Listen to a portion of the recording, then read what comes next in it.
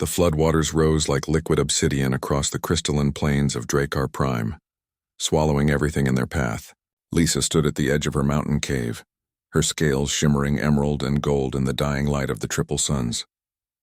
She was Drakkari, one of the ancient dragon folk who had ruled this world for 10,000 cycles. Her wings, magnificent and membranous, folded against her back as she watched the devastation below.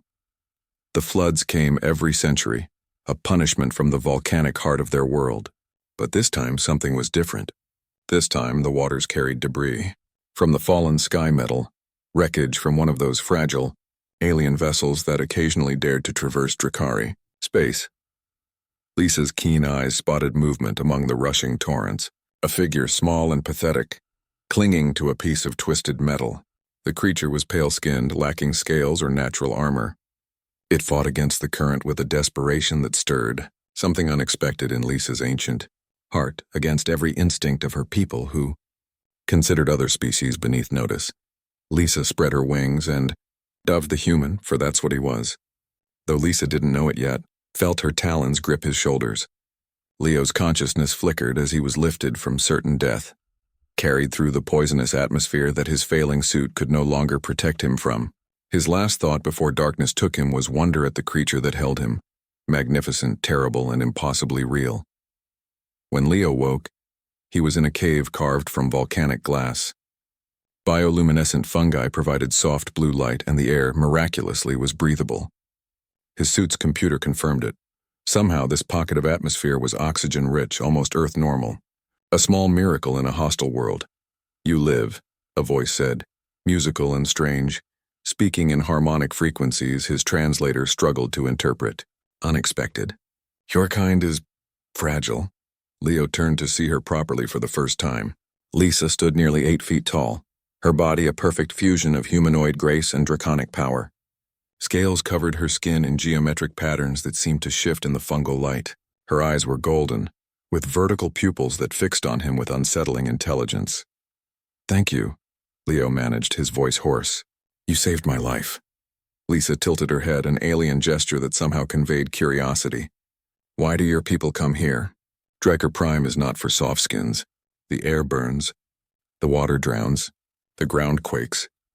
"We came in peace," Leo said, sitting up slowly. "Our ship was damaged by the solar storms. We were seeking shelter, emergency landing. Then the floods came. Peace." Lisa tested the word as if it were foreign. "The Drakkari do not understand this concept. We endure, we conquer, we survive. But peace?" She made a sound that might have been laughter. "That is weakness." Over the following days, as the floods raged outside, an unlikely companionship formed.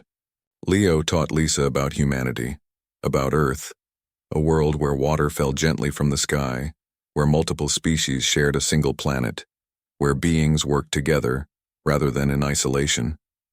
He spoke of art, music, philosophy, concepts that seemed to fascinate and perplex her in equal measure.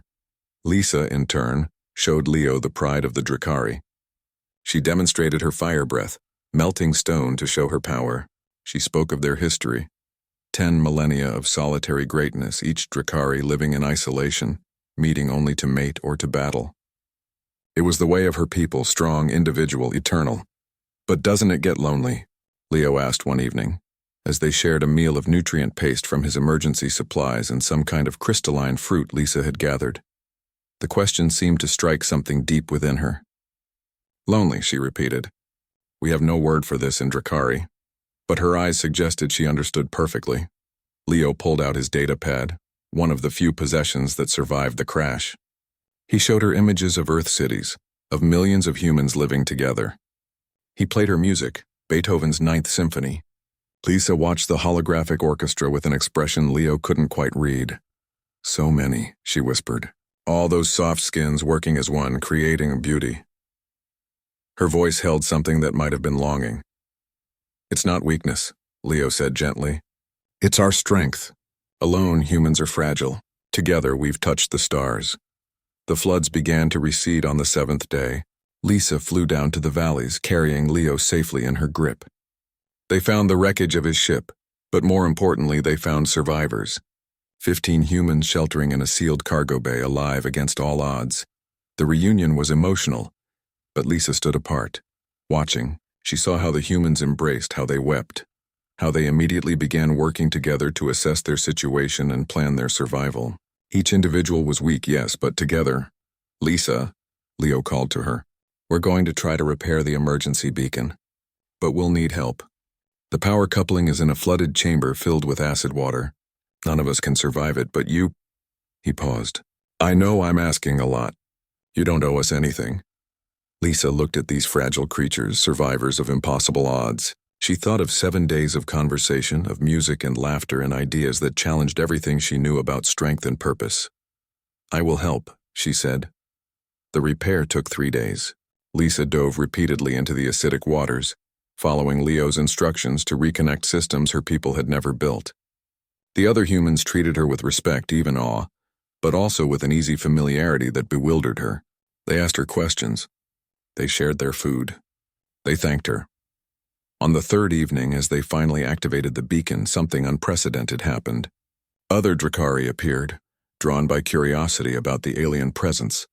Lisa expected hostility, but instead she demonstrated what she had learned. She introduced Leo and his crew. She spoke of cooperation, of shared goals, of the strength that came from unity. The elder dragons listened, skeptical but intrigued. When human rescue ships finally arrived 2 weeks later, they found not just survivors, but the beginning of something extraordinary. Drakari and humans working together, building a joint settlement in the mountains above the floodplains.